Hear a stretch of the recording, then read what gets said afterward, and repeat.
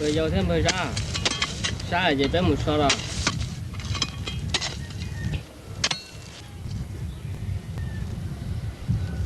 à bây lo thì bây ra giờ tới ít xong lên nó sư xa hàng chơi cú yo chỉ qua tê là cú yo một ô là ô lúa là sư lô à bây ra thì bây giờ à bây giờ tê lên này ít xong giờ bây giờ tê những chơi bây giờ nhiều là cú lên chơi cú yo một tê những là sư bên chú ấy nó gì là à giờ bây giờ mà chiều đến mùa nè cú đi chơi cú mua hoa tài xế à giờ mà sao tung cái này cái ô tên ô tiêu chỉ tao một khám ô hoa tài ô tao chả mà bây giờ thì à bây giờ có hai đã chuyên đâu đã chuyên một so xem như chơi kêu hoa tài chứ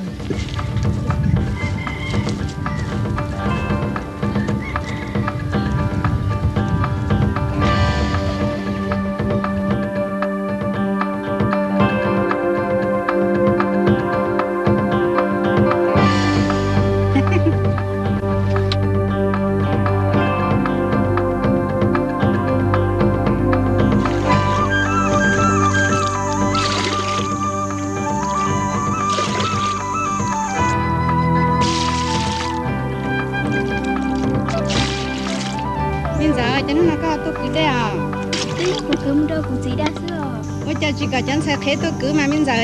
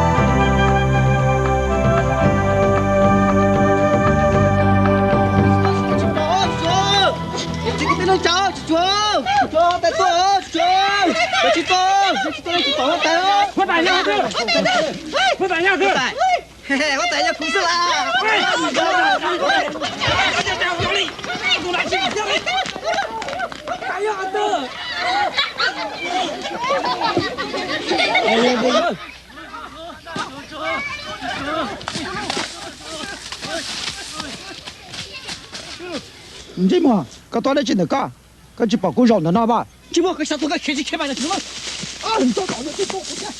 我就是来了。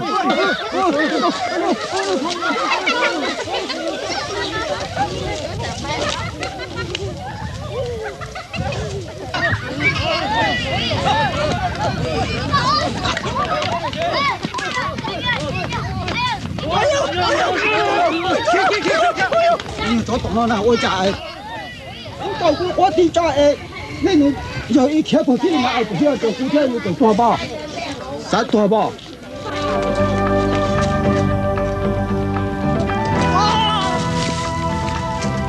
打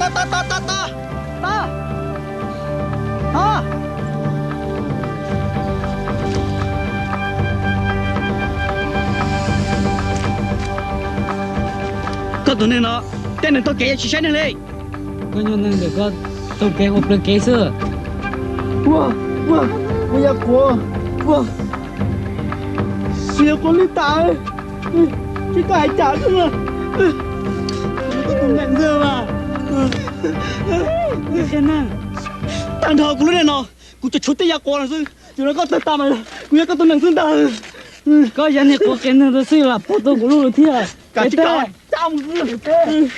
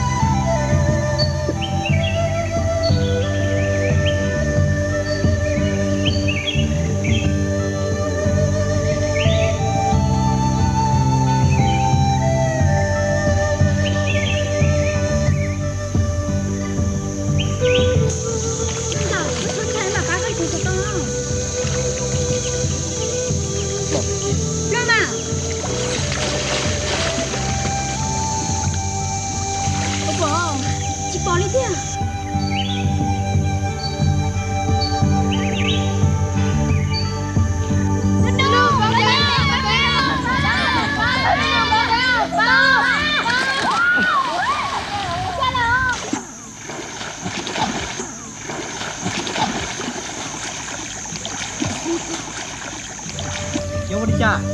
Lớp 3 bên, thành con tưởng chứ được có đây nào. Có được. Bố là gì đó, Đi to cái sao?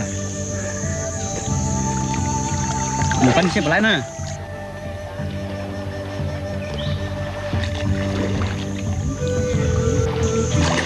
Muốn có tao. Chỉ còn đến đây ta tìm tục một lần đi. Bây giờ tìm tới một tí con rồi. Một tí nhỏ muốn là cái bé xíu.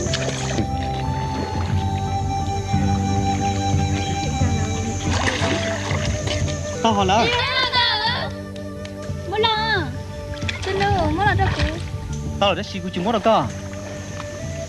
Trái là của chị chạy cô nào. Tao cho, của tôi bắt tao có là có chụp bắt của thế cho. Như thì cô có bé ba cô đó chưa? Giờ đến con giờ giờ lên từ tuần sai. Vì hậu tàn thành con dạo. Cũng một bao lo lù chỉ bắt sao lùng lo. Giờ tiếng con giờ là cho mình chỉ bắt tài, cái chỉ bắt tài sai khai đâu cô mà đi một đó nè, chỉ lên đây cô chỉ cầm một đó nè thế à? Thằng có mới đâu cô. Để cấp lâu luôn tại cô mà liên muốn năng của chị sai tốt đâu cơ. Giờ đến đây nên mong nhiều nữa, cái ý mong hai tia ra lọt xài đi cha, cái o mong hai tia nu xì long lọt xài đi cha, pe mong hai tia con chua lọt xài hồ đi cha thia, cái plau mong hai tia gơ sinh lọt xài đi cha thia, số là lu, và cô nông là nó, giờ hai tia chỉ có tài sản tôi đâu cũng là, cô mà đi mua được đâu cơ. Ủa lìa lần nữa, có một đợt của mà một hai của chị sai tốt đâu cơ. Chị tao, giờ chủ yếu nên mình nông tôi cho cô mà đi mua đó nè. Lần nữa, nhà của chị tao luôn chưa hay của tôi muốn chị tao của chị nè. Giờ đi cha thì cái gì cái mình chỉ tao. Chứ xưa giàu của mình chị của chị của trường đông nước của chị thiết lý chị chạy của. Như là sao mà chỉ sắp thôi. Giờ để cái gì chạy cái gì cái gì để cái lúc đó để cũng chứ. Thiết lý bé một lời cho các khe lấy nè. Cô chỉ kia giờ đến đây sao chị nếu tôi muốn chơi tôi nó cũng nhớ xứ. Chứ xưa giàu bé muốn chị của chị giờ chủ yếu một bé lăng của chị thiết lý chị chạy thế nè. Giờ nên chơi nó đến giá của tôi này mu cũng mà nhớ còn nó to nè. Nhà lý bé mù của chị chạy bé có giờ chủ ba bé thế lại. Qua lên tới kia giờ cái gì chị cũng mà lên là hai một bé một tiền tôi cũng mà lên một tuần này đó nè. Ủa lý kia từ nụ bé mà lý có hai à một bé mù.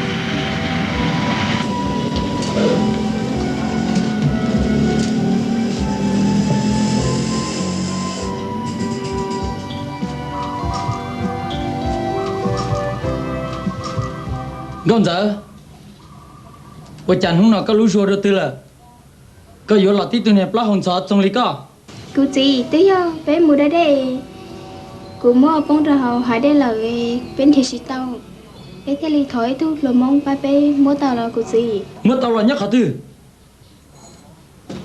cụ chỉ nếu sĩ tàu cả mua lo vì nếu mua đó là lo mong sao có mất sao lắm đó cho nếu mà mua cụ lúc cho là đó cụ nọ 你要来对，我家全部本事了弄不跳，你弄别回来家， chéo tại bé chỉ bóng được thế thì chỉ để dùng cho hành thì nó mới thứ này chật chật 我一度能在走，想多， 省城是我带， 你这里木叫老师要都是让他去，好么都能走不离家， 我来是我带， chỉ quá tài bé đi cho tao được từ này cho nó rộng lại 要你是叫我木晒晒，要都是让他去。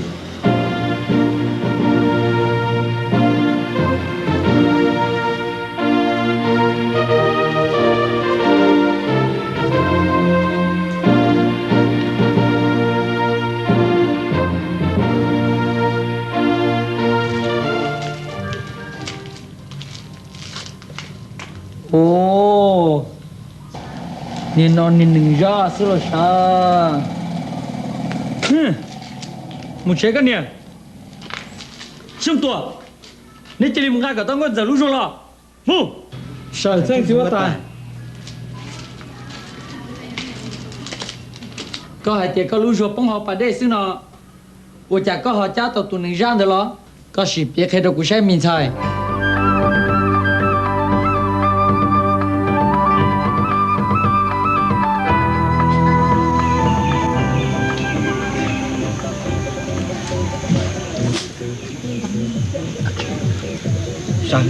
上一个，你过来去熬夜。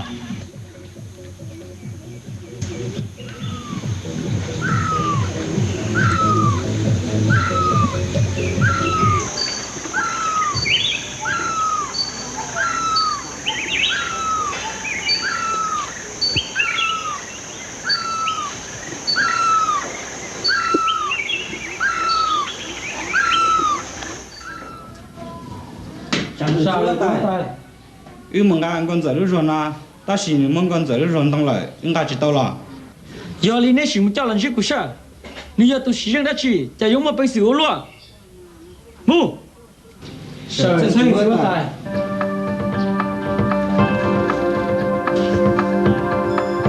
không giờ, có chỉ tiếc,谁个有海里家的观念，最弄那么。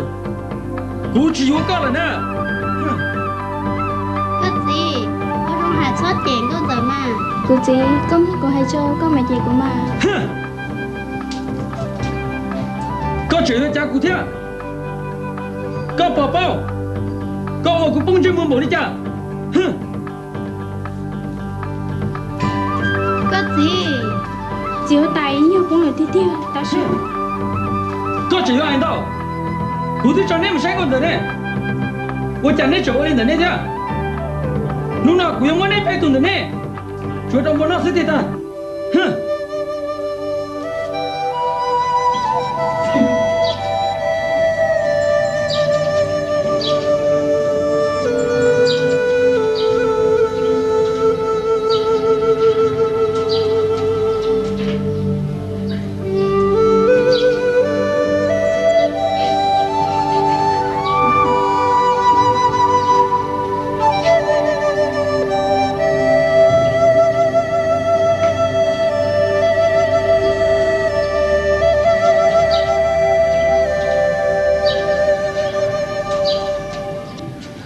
Sao người giữa tay. Nên muốn đi chợ là. Tôi cho tao là chân rồi đúng lại. Giờ đi một chợ lo.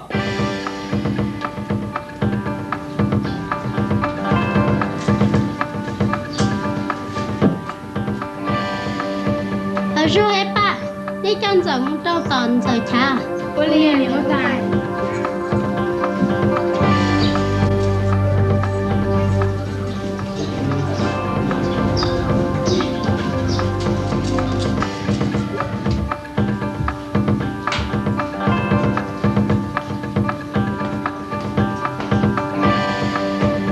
Ồ, cái giờ tụi mới tao ngon giờ lúc xuân thà lọ. Có luôn bèo đi chả. Cô luôn bê hùa ra. Cô ý tư tu cần tao. Ta tao cần lâu ơn thời cho nhau trong lo tê. Hãy cho lên đến ngon giờ lúc xuân. Chứ ngon giờ ở bóng trò hà đê. Cô muốn chi. Ngon giờ để thọ cọc cô mua tao là. Ồ, giờ lên đến xưa lọ. Ta chỉ nó có món ngon giờ lúc xuân sao thế là.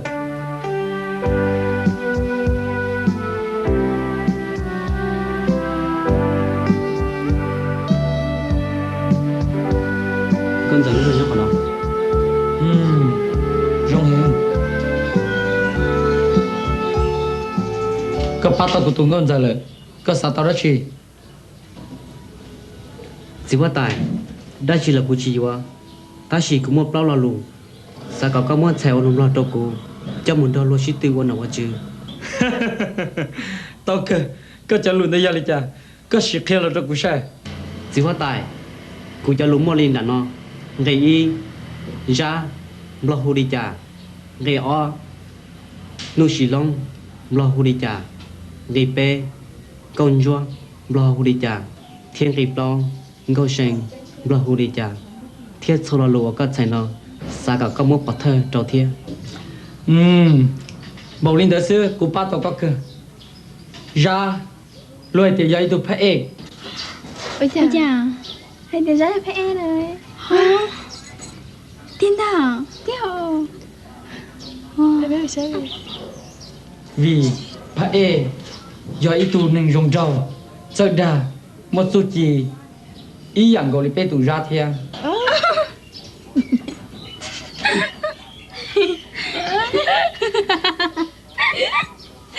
Đừng nuôi xì lông. Lùm lo. Loại thì giờ ít tụi nạc long. Chỉ nên. Vì tụi nạc long đấy à. Ít tụi. Tại chó canh. Tại đồng đùa. Tại sấy xua. Ý ạ lại bê tụi nuôi xì lông. Hà. Đừng con chua. Loại thì giờ ít tụi nặng ếch.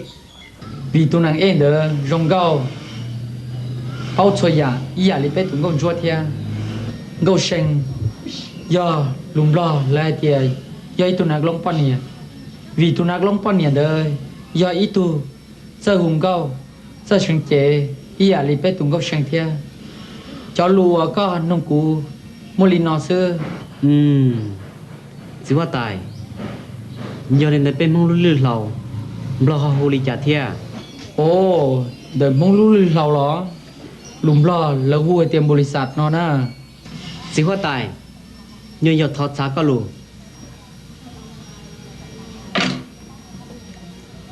Cô ý tưởng hòn tàu tụi mong hai tìa. Lúc bò lì sạt. Theo lúc company. Giờ mong lúc tuột xa nó lò xa. Ô lì chả có hai cháu lo lì. Hai lý có hai chỉ cho lại nè. Mong chính cho mong lù lại xưa. Lù bỏ thân để lù tuột xa thế tìa. Lù tuột xa chờ yếu lo lù hậu trong là. Nếu như do ý lù xa trọc khổng xưa. Họ lù lù lầu. Sợ yếu mẹ bồ lì chả là. Nếu như do ý lù bồ lì sạch là do ý lù company. Vì nếu do ý lù chỉ tao cho giả tao hổ là. Cho lù bỏ thơ nếu chúng mua linh đó xưa. Có yếu chủ nhân rộng. Có lúc giáo chế hài là lúc xưa yếu chủ nhân rộng. Có cho nụ sĩ tử mà có thể dân này ra nè. Chỉ qua tài. Ô chân tao trâu cho lù ở các chạy tao cô. Do lù thiết dù chi. Cô tao cả tiết ta là. Ta chỉ chứ bự kéo nó ở chứ. Cô chỉ tao bao. Giờ lên đây cô thon thao có nhau. Và có ý tụ chi. Thiết cả chứ bự kéo nó ở chứ. Cả tao cho. Cô mà đi mù. Tao kì. Giờ cái yếu là nhau ở hậu lửa cho cô. Sẽ cái yếu tao cần nhà hẹn lại. Sẽ có bà tao mà. Sẽ chân chỉ qua tài. Người tao xe. Khởi tao cần nhà lấy có hay. Rong hẹn. Sao tòa. Cho răm cửa xe. Chân tí qua tài. Ra, mong.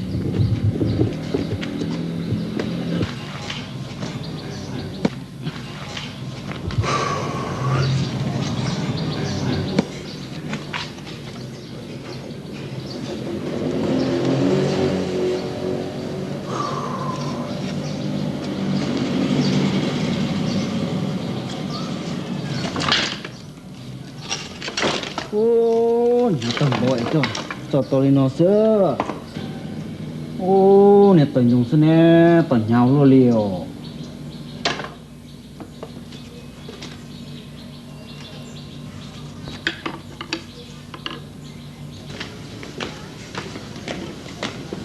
ra cho tôi là có muốn đặt tên một chỉ xíu tại hôn nhớ lò ê cụ thích bỏ cá nè có muốn có mặc cái kế cho có các cây cụ là tao ta chỉ sẽ hoa tại hôn nhà mua về cho nhà hậu các bộ bao mà chỉ bao ta chỉ có một chỉ là sao mà xóa ngu giờ các chỉ bao nào các một chỉ là tao số tài cho các tìm cho là tệ cũng mà một chỉ là tao chỉ hoa tài có một chỉ là sao mà xóa nè cái gì tôi tận chân xe cái gì chúng tiền tao số cho trả hoa tài liền tiền cũng như hoa tài hôn nhà thằng đó hoa tài mua của tôi bao chế hừ chỉ là chỉ mất khi nào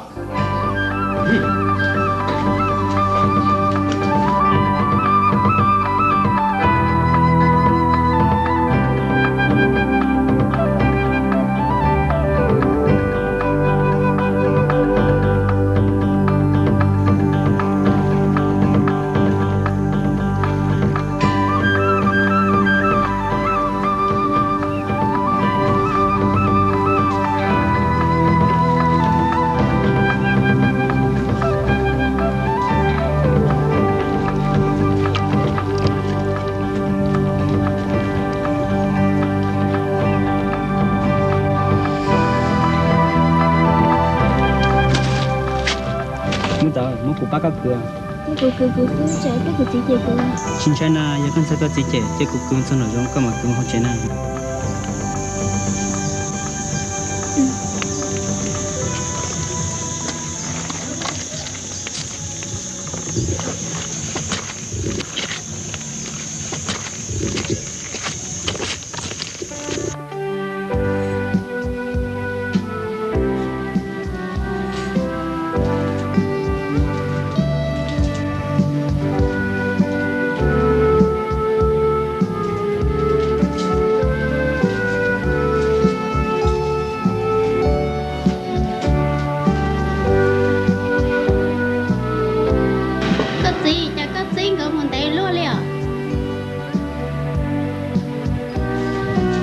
ra cô chả có chuyện gì có chỉ có tài chung quanh cái một tí như là chung tụ cả cụ lo cho họ trong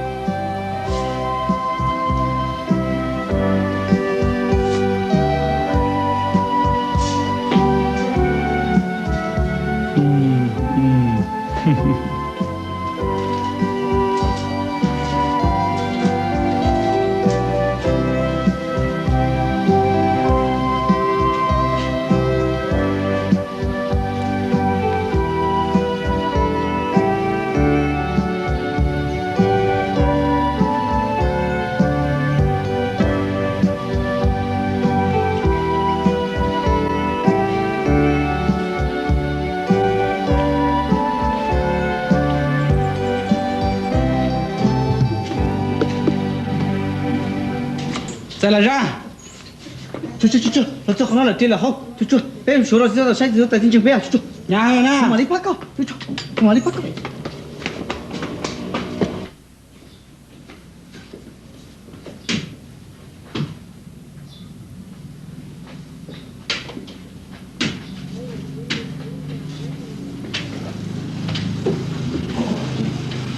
xong tuổi cô hay có chỉ ra một chỉ cô nhỉ cô chả chả nói chuyện có chỉ là sư chỉ hóa tài ra thì cũng một chỉ là cho có số ta cho ra mà một chỉ linh đời trả có liền ra nhẹ nhẹ nào chùa tam bồ có thích chỉ là to này nè cho cả ra một chỉ lý chả hà chỉ chủ sẽ là ra chỉ nó là giá toàn đấy cô cho chạy được con gà lão cô chả nó tao sợ thân chúa tài ô cho cô nhiều một chia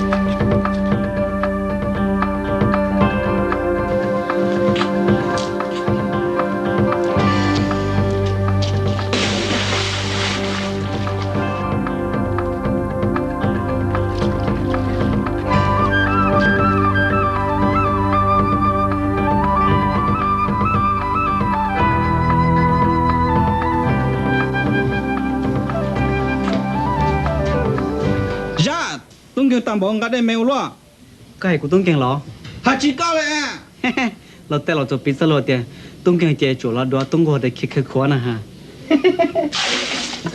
chó tổ chân chơi nè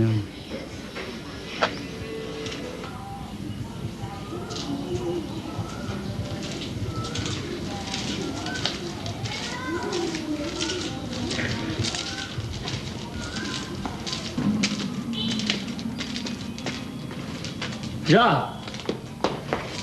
sẽ sang tiểu tài có nhớ sai chơi cái rong cũng mua hậuเลยlà 我哩tiểu tài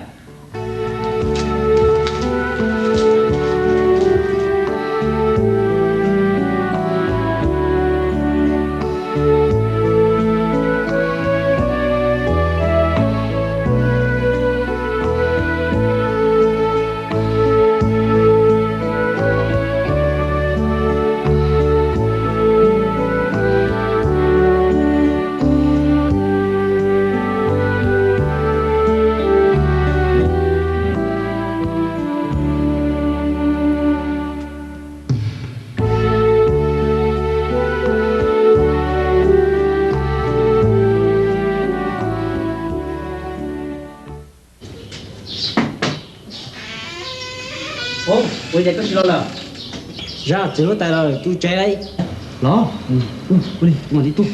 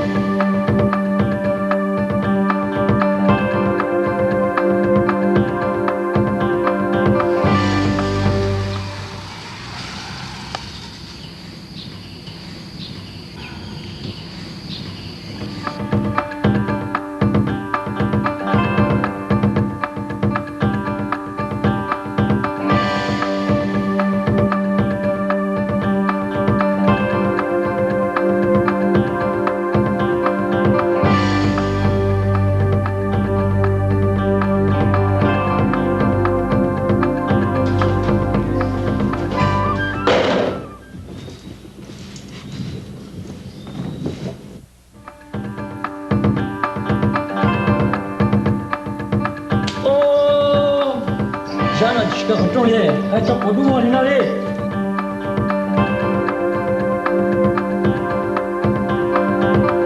ra bây giờ cái tung kêu luôn đi bây giờ chỉ có không trôi đi hay là cho có bút chế tài lý nói nè chỉ lý sao nó có ta nè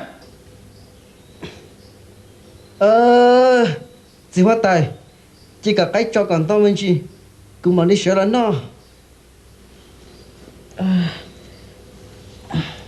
ra có chỉ lý sao là nó ta xin nó có tao kể chú thế tao chơi rồi ta xin nó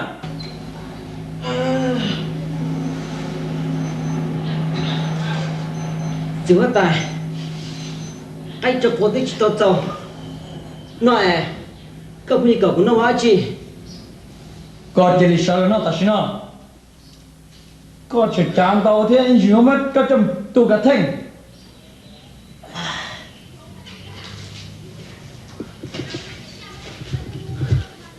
Oleh cũng mà lý nó mà nó ta xin nó có ta đấy cái này nó chỉ ta mà nó nói giống cho cầm tụ cả thành thôi nè nó chưa chưa chỉ hóa tài sao thật thời cũng mà lý nó mà cả chính nó chua cả ta nè ui chả có chúng bỏ chết thế nó ta xin chỉ hóa tài sao thật thời cũng mà cũng bảo tệ bông thế này cũng mà lý nó chỉ hóa tài cái sách của nó nữa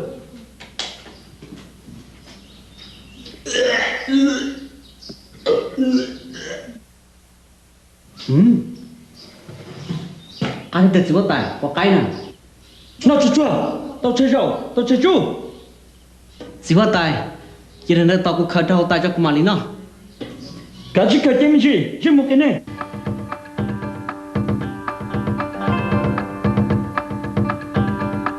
Trông tuổi nó mẹ có cái cá tiền tiền hả nhon tiền tế là chỉ mới giả cá cho có cái đi nè chỉ có tay đi một tá lên nó cũng đâu có cái tá lên nó sẽ à có chỉ có gì cũng chỉ khai co lên nè cho cả chính nào được cho chỉ sao đã đàn nhưng bỏ hạt có cái chỉ cả Đi.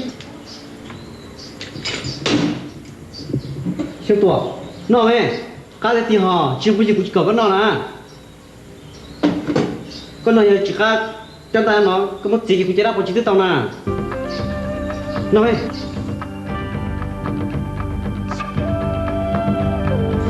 Nó. Chụp bé tao xí nè.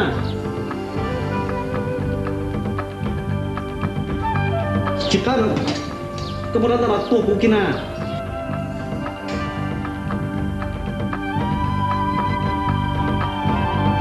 Nó kì mà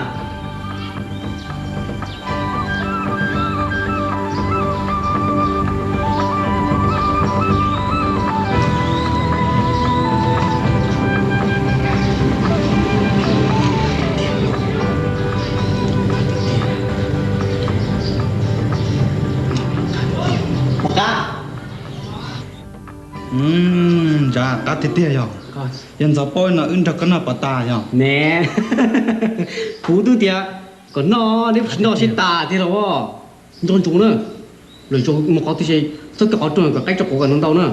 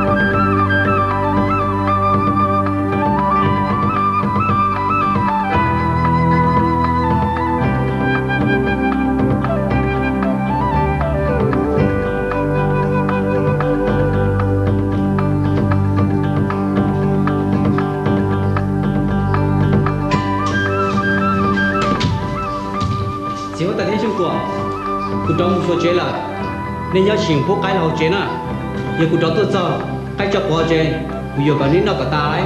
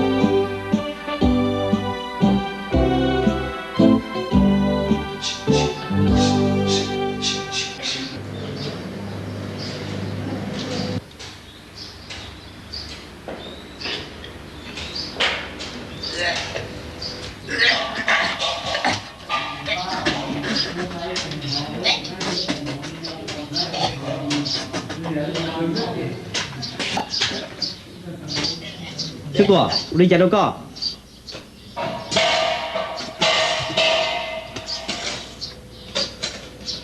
một cái yên là yên cho cái đảo luôn cái tên là tàn à hả chứ nào à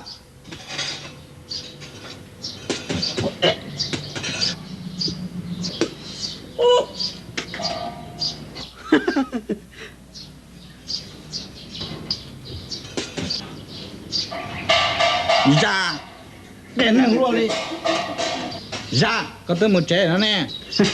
chịu cũng là chân này có cái nó nè. Có cái yên lì yên chú phải lo chú. Cái đau luôn đi à. Cái chuyện cho cô đấy xin nó tàn tha lo. Hả chị đấy, có một cái thứ trái tăng là cũng muốn nói chị yên lì yên chú cũng chỉ tuần tuần con mà. Như này mua chứ mà, khi có xe.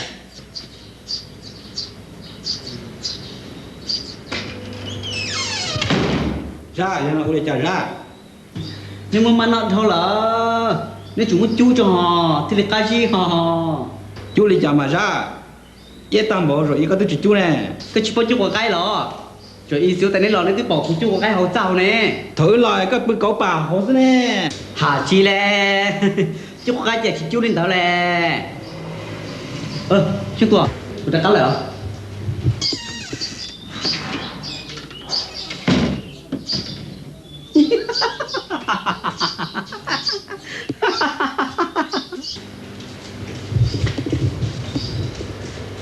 Xin tuổi, công nhân được rong rõ, sao bún này lâu chế, một chút có cái gì?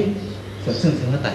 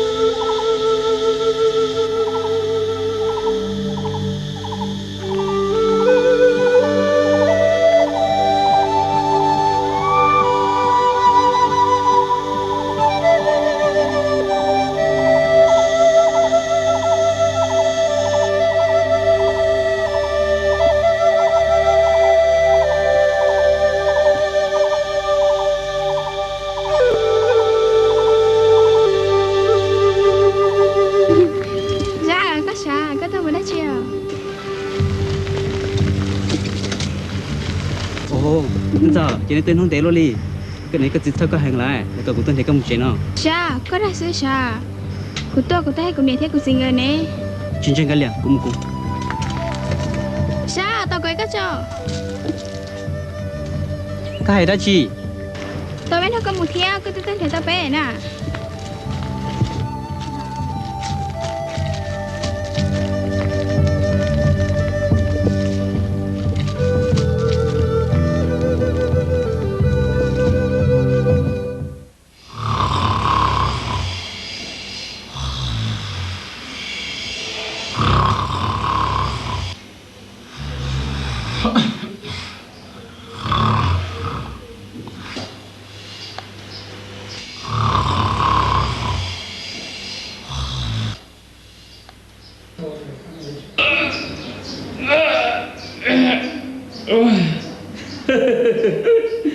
Siêu tuổi sao được chưa hết tài cái gì sao cái sao cái ra từ cỏ nó từ chú cho nó từ sang à đây là cái gì khai tay là cũng sao sai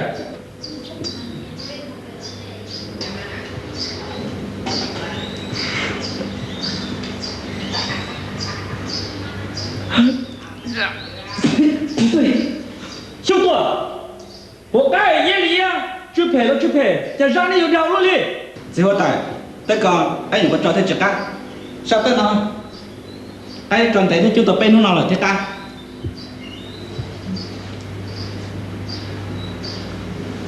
bác à giờ tài bác à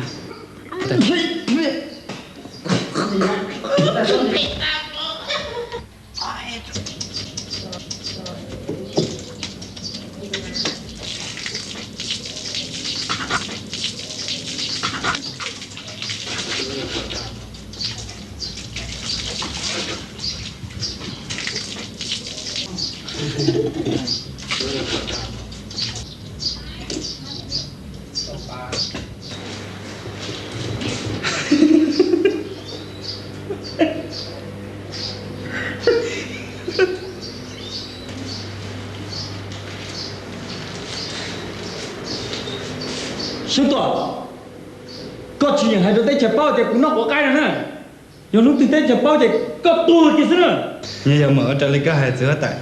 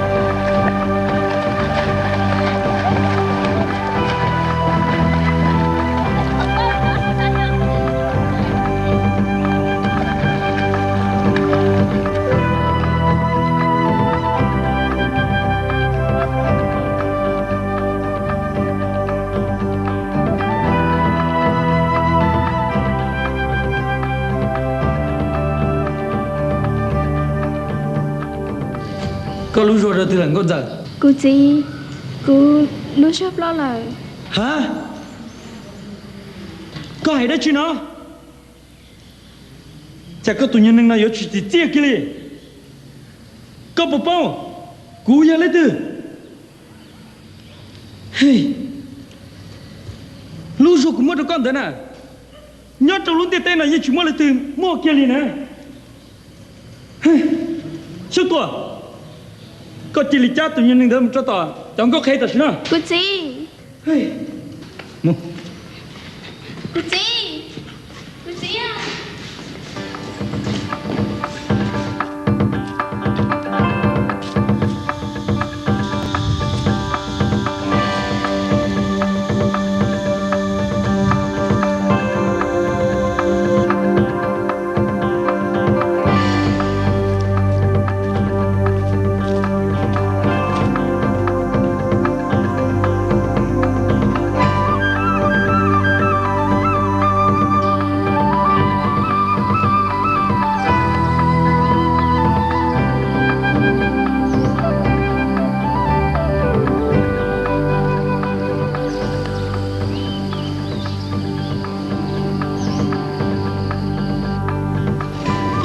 Sư tuổi, ôi cha cũng tới thu, cũng như chỉ trong kia đi, có một sự đã chỉ, ô một tay mừng lọc cờ ôi một đã chỉ,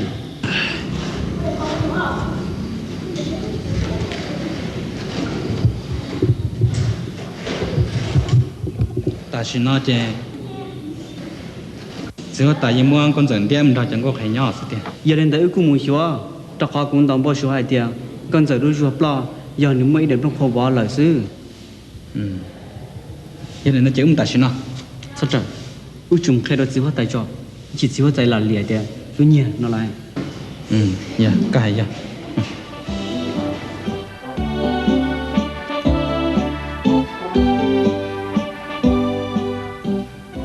Chưa tài.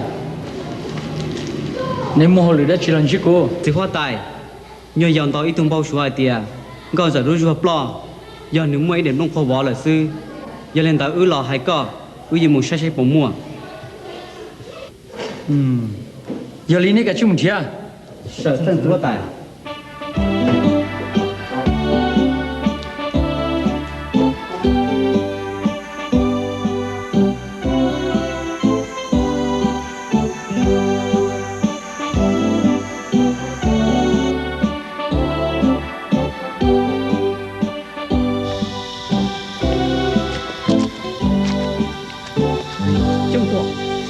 Cũng đồng bao số mà con giờ nó rồi nhỏ cái hồn để cắt nó khô có chỉ một cái sai sót và nhỏ hậu ôi là ô giờ thế sao em cầm cho chỉ hoa tài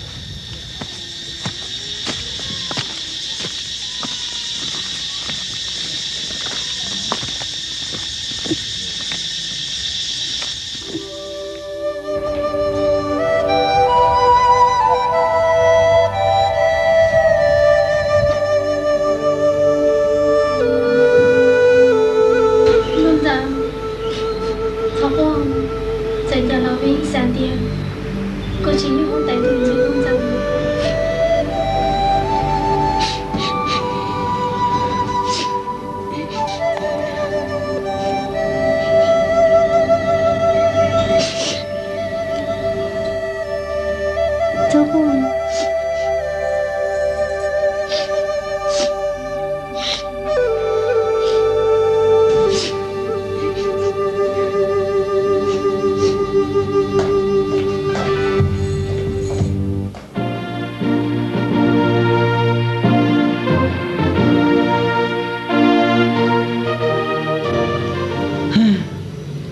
non giờ lúc rồi giờ ra nhiều là sinh ra có gì cú sao tiền nhau ra nhiều mà chơi ra những chỉ mua lò nó Chỉ hoa tài nhưng chỉ ra li vì nung đại bé mù đã đi nhưng chỉ mới thứ này nhỏ còn thứ li.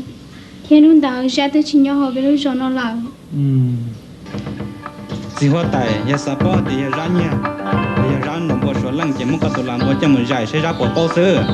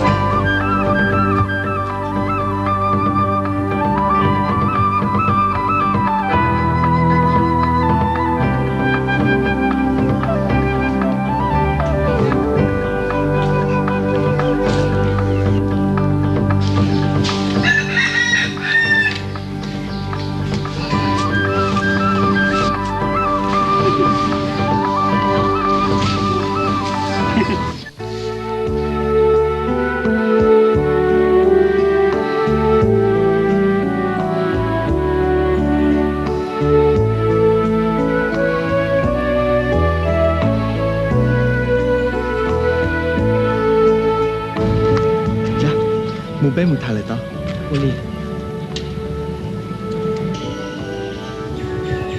Rồi, ní cả cô là nó ném một loại chạy mà. ra chữ trước khi đó có là cái nhiều bao chữ khi đó có thì có ba ư thế nhỏ Ồ, hãy chân nhắc phần tay đó. Cô bảo dùng lại rồi mà.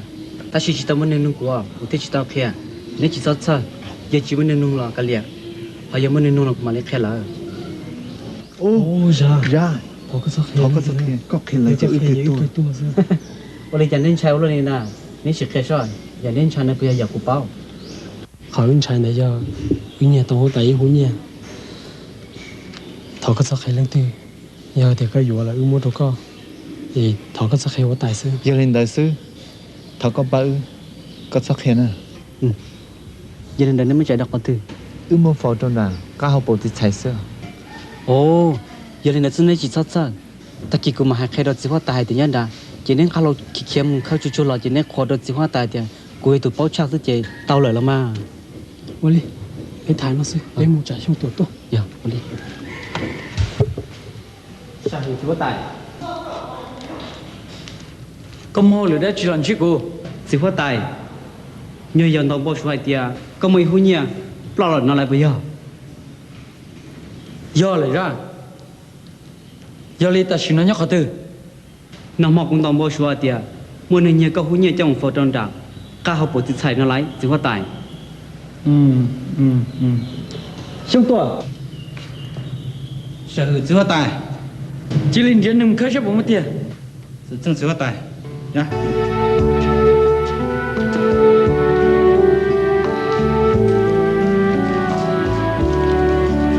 ra trong tầm bộ số nhắc từ kia Chỉ hoa tài. Tôi lấy cũng tao bao số mà, nhớ kia họ nó là chỉ hoa tài. giờ lên này chỉ khơi ra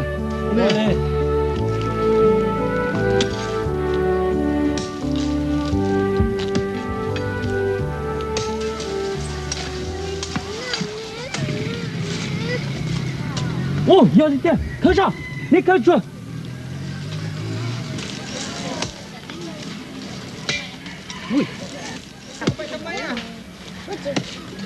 我能搞这些啥了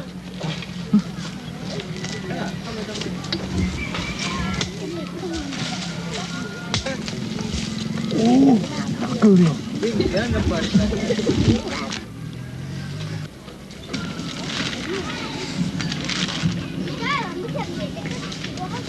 ô giờ là tiếp theo chỉ hoa tài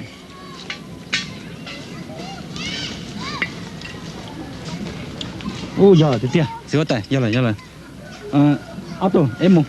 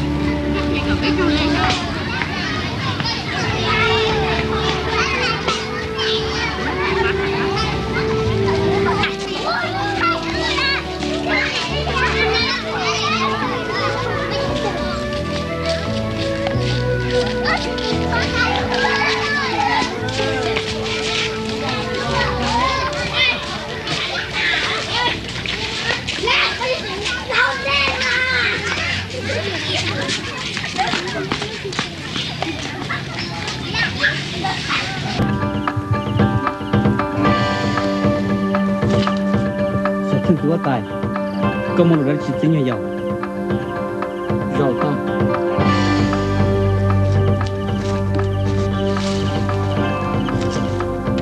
ra lúc nào cũng một bên cái lù người xe đâu có xài sẽ có xài bớt tao chỉ có tài có một lần chỉ hai là tao ra nhớ trong tết nó giờ đã chỉ tụi mẹ thiên nào tao tụi lo tụi mình nó tao tụi lo chỉ giờ tin hàng sư chỉ có tài tụi nó thế tụi chứ tụi tư ya tụi dê tụi tư ya tụi mất chạy tụi nó thế tụi chứ tụi nó giờ tụi chạy cha họ tụi chứ giờ tụi mới chạy cha bây giờ dê pe nhớ trong tết nó đã chính cha chập lại nhớ đầu luôn tên nó tụi cha cha chạy thì hàng sư chỉ có tài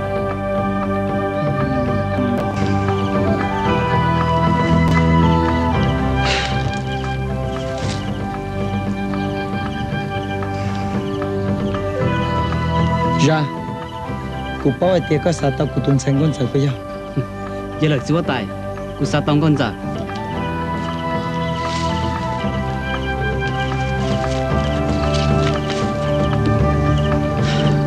ra có xài tao ta lại ta chỉ cụ bỏ sinh giấy tu hóa tài giờ có đào tao cụ này chỉ cụ mà mua cụ tuân sang con sợ được cơ họ giờ bé nu toàn tên nào có đào chỉ tao cụ chỉ cụ mua con ruột chở kia nè cụ lấy cái chỉ tài giờ mua họ là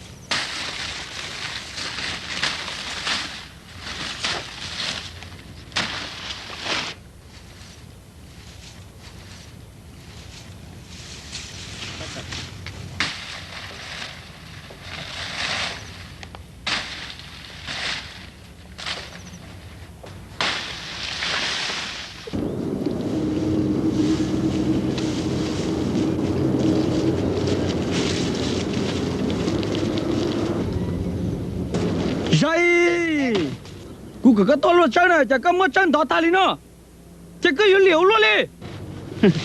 Chúa tài, các cậu tu luôn chơi này, ôi trời nó có hai đi cao đâu cú.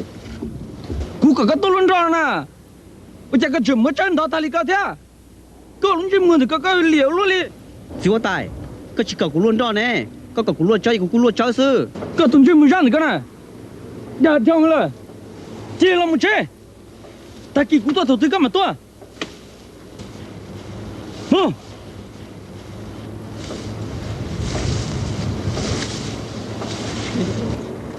Chúa tài,我离他近巴的亲弟兄， tôi cái tôi thì sưu chứ mà chưa mới ra đã, luôn cả tôi đó chơi này rồi tôi mất chân đó ta, có mà tôi sẽ được cái này.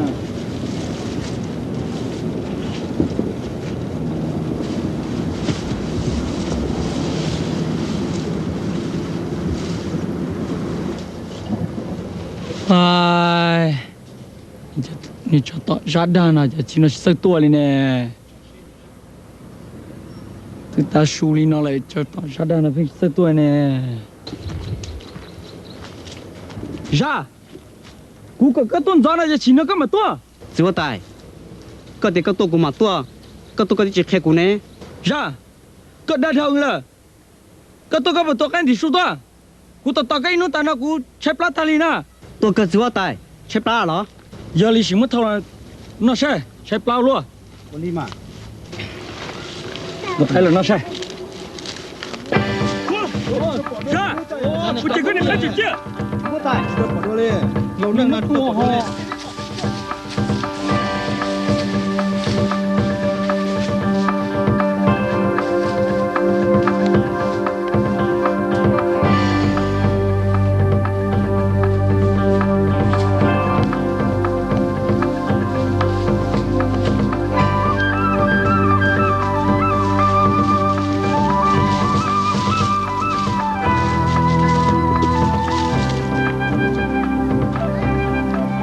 Chúa tài, trên nó nói yêu ông bao rồi, cú tôi cái cú tôi bỏ xí tao chơi, tôi tuần chơi chơi kia rồi, trên nó cú yêu trong một chơi, cú chỉ thằng này luôn chơi.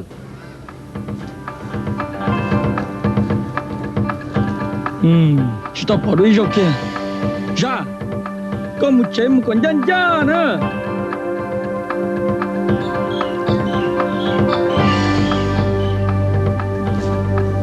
cô đi chúa ta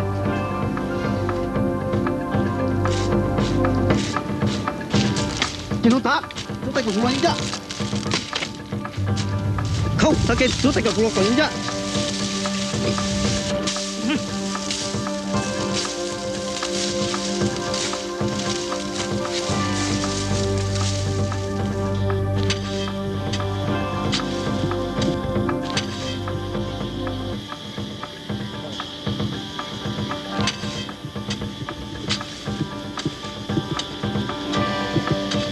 chính đó, cú ba làm gì cái lô? giờ là mà có hai đã chuyện Giờ lên đây chúa cái lô ba của làm mồ, giờ chỉ có cú lu bồn đá là mồ chỉ có họ lời làm mồ nọ hót tay cả của lo nhân gia, lô bằng đá trên khâu là, hót tay giống mộtตัวbự trên nó, giờ li cú thổi đó có mồ mà cú muốn nông hót tài đấy ô li kia, hót tay là cái mà hai đôi chữ hót tay,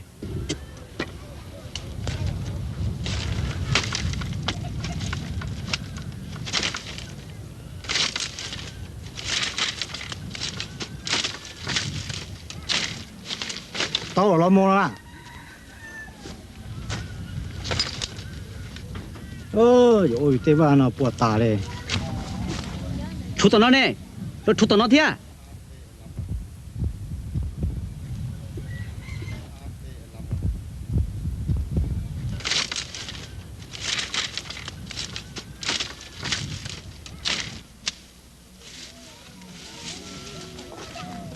gà mồ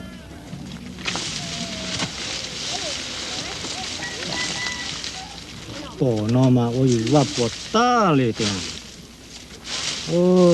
thế nên nó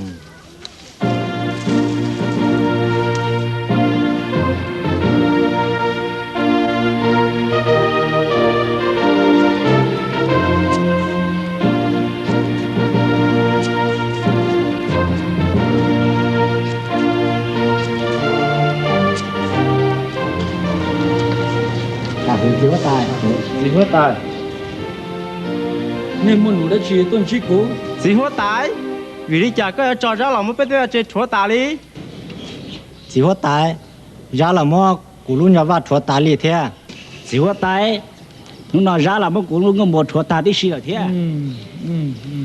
nên sợ đời sợ ra cú còn có là nhân gia nữa có trở là tháp lâu đi chả thế chữ hót tay, có cả của lo nhân gia nó nè, giờ của lo khâu lo chơi có là tao có một củaตัวbự trên nè, chỉ của gọi là chúa sơ, tên là tao của kế rồi nè. chỉ giờ cú có tao cho kế nhân gia xin à cú có lò có tháp lâu xin à ôi chả có giọt đào luôn đi co ra chữ hót tay, có chỉ có của lo của tháp lâu nè, có hai thì có của lo nhân gia nè, chỉ của lo nhân gia sơ, tên là thái của kế ta, giờ của lu giờ của khâu là, có là tao có của một củaตัวgiờ đi của con trai, của thì gọi là chúa.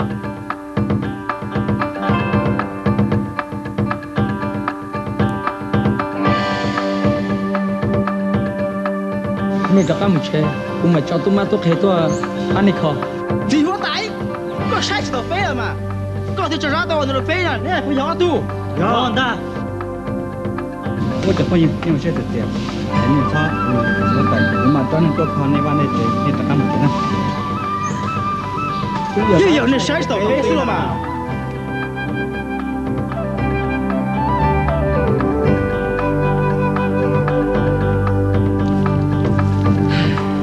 anh nhìn giờ ra đồng bộ số lần một lần đấy thế chỉ ra những bao thì cũng nó có cáiเลยpo cái gì chơi út sắp đuôi nó rác hay lăng tư đi sư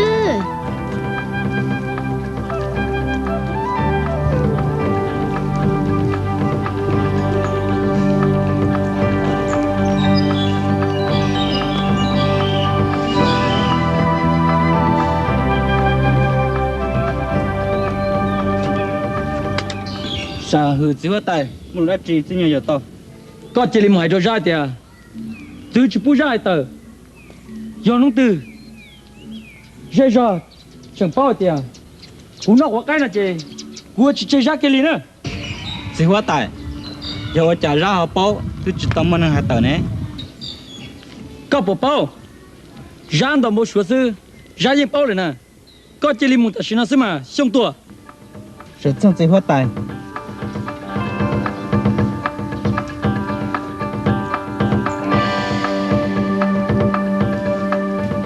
ra con chạy thâu là cũng mới sửa được cái bé này thì giờ cái đa tao của tao nó là vừa chỉ có nhắn để mù hay giờ cái đa tao của tao nó là cái yếu tố kia nó nè chỉ hoa tài nhiều giờ bao tiền nhiều giờ đã tao có tàu hoa đây cái lò ta chỉ giờ có tàu là nó đúng không nó cũng mà đi đã có các mùa hoa đây ô các bọc cả chỉ hoa tài ô kia cũng mà tao lo ta xin nó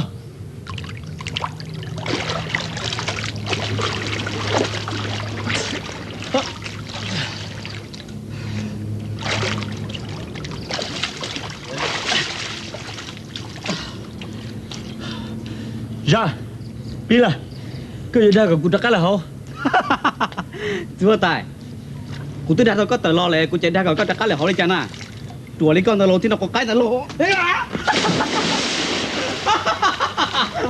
tôi cái đùa chưa tại à sao chỉ à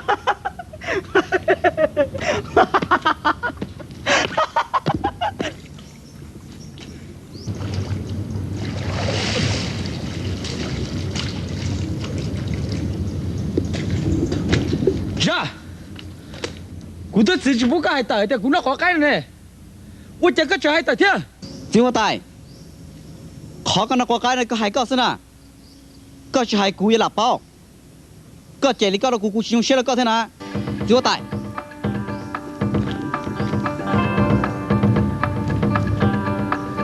ra lo tao nó cũng chỉ cái sao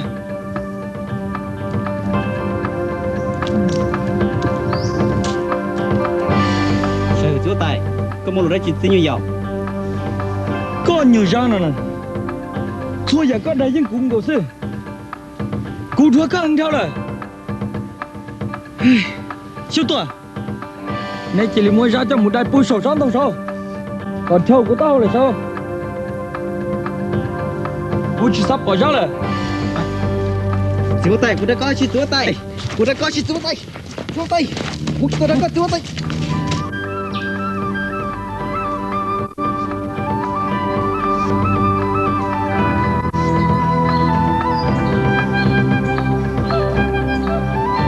trong tua, cụ bao tiền nó là nút tua, ta chỉ chút trong, nó là nút tua tại nó cho chi, giờ đến đây nó có chục ký cho chi rồi tua tại nó trong tua, ô lìa ra, có chỉ cơ tua nó ra.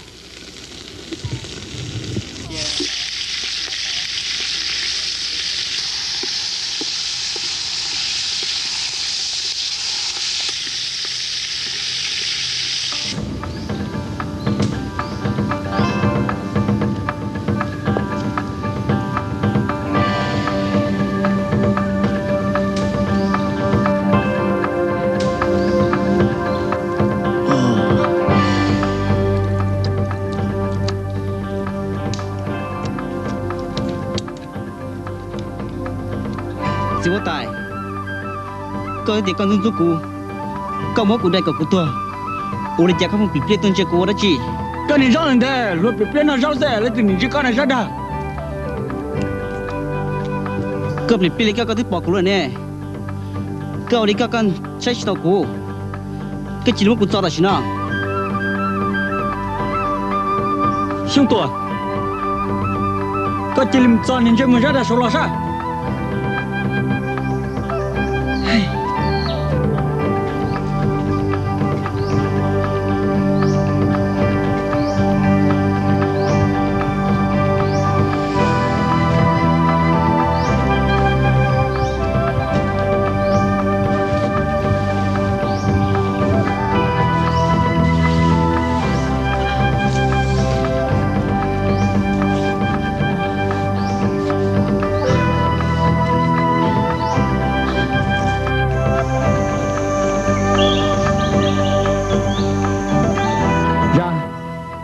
Có một tuổi tôi cho nó là tôi đen đã ta kịp bây là sao trong một tiểu có lý chưa tài, có lý cái tao cho chia là cái tao cho tua, chưa tao cho tua đi chả, hả chỉ tao cho chia sẽ là có lý chưa tài.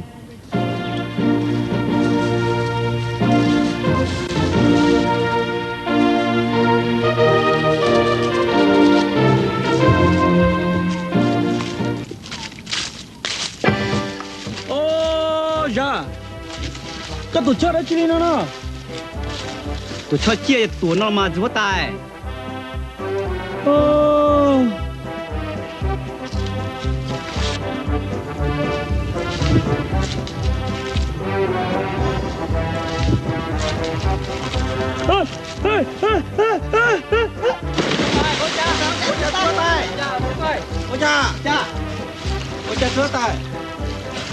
ra cứ tổ cha đó chi nó tôi cho chia chỉ tuổi nó là chúa tài cho chia mà luôn một số chủ sĩ cho mà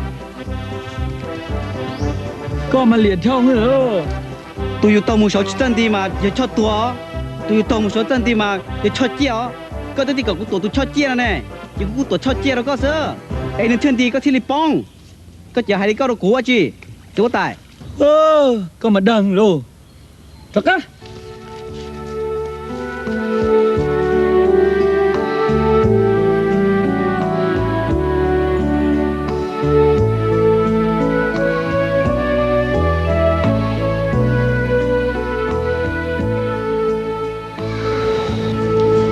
siêu tuổi có chỉ mua ra khi cứ trong chống tranh nè sợ tranh gì mất tài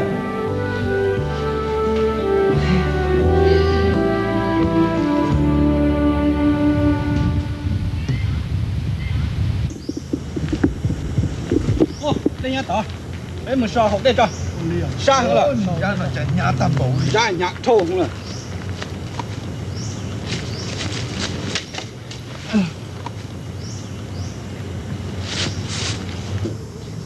哇，那么手上，那么手上，啊对。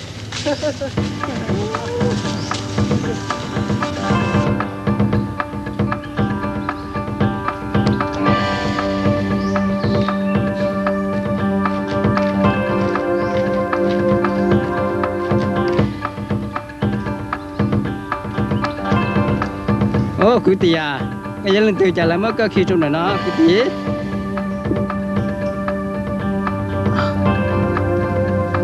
cái lần tiêu chỉ có tôi chân có cú ya số tuổi là ba tuổi sau tuổi này cứ tì á cái ô đi trả lấy hàm mất cái khi đi này nó cứ tì cú luôn bề hoa ra lấy cả cú tôi mua tay cú chỉ cả lấy thêm một cú khi cú tôi mua hoa tay nè lọ ba ô cú tì lô cái mà là sĩ chùa rồi cho cái mua hoa tài cái chỉ mua thế cái mà là sĩ chùa hàng lô ô lọ ba cú chỉ sang mua hoa tay giờ có cả chỉ là cứ có mua cú tu hoa tay ê cú lại giờ có chân to sọt cái chân tôi mắt tu khe có bọc cả lọ ba giờ có cả chỉ cũng cả sẽ là mà ra giờ li một cú đợi cho ê một cái khi đó này nó rồi mà cứ có mua cú tu hoa tay cú li kia cú mà li là được chứ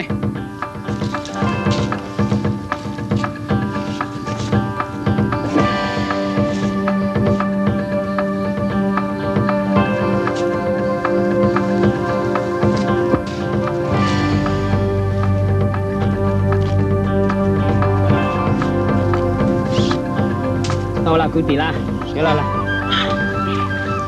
tổ lọ ba là giờ li chủ bảo cho là thế chỉ bảo vô li là mà cứ tỷ à li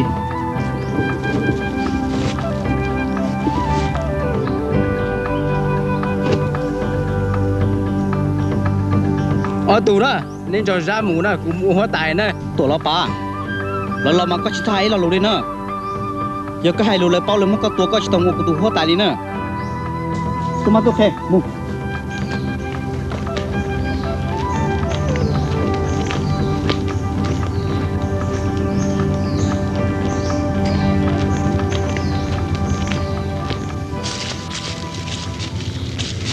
ô thời gian hạt chỉ đó là sai luôn nhìn nhau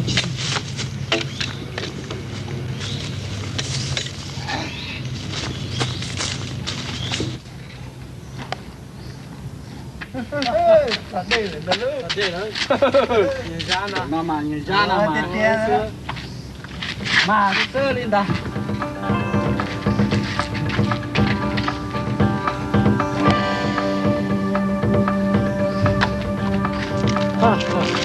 cứ thế nào đi ăn chi đâu cũng cứ thế chưa nó Ra gì? Ngựa tiền chết ta ơi, sao? Ngựa xưa như sao? Ta cho lên sao?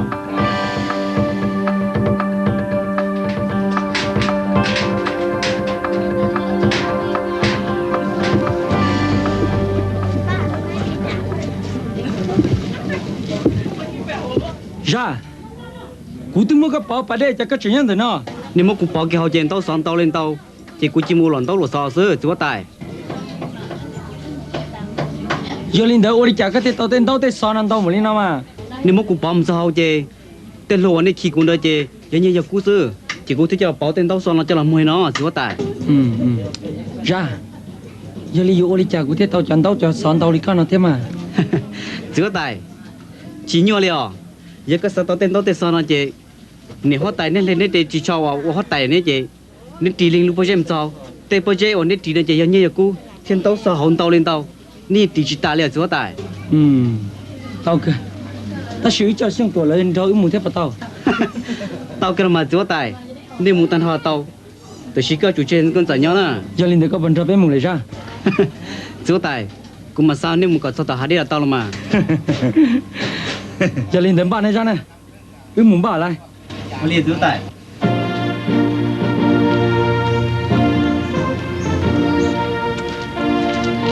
Có từ ra. ô chúa tài cái dạng nó là không thế họ nó là họ muốn như thế một cú thế muốn nó sang đâu kinh cầu chúa tài Ra. Mình chả thích sao sai. ô chúa tài chỉ có cầm thôi sai mà có chủ muốn nó cầu thế à Đó.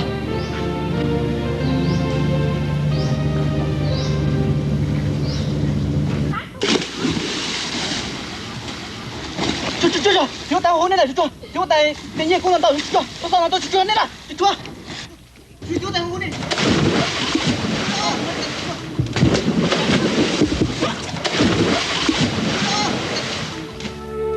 nhẹ bù cha chỉ cho chữ gì bù pla giờ lên đầu ra thì tao là uống hoa tài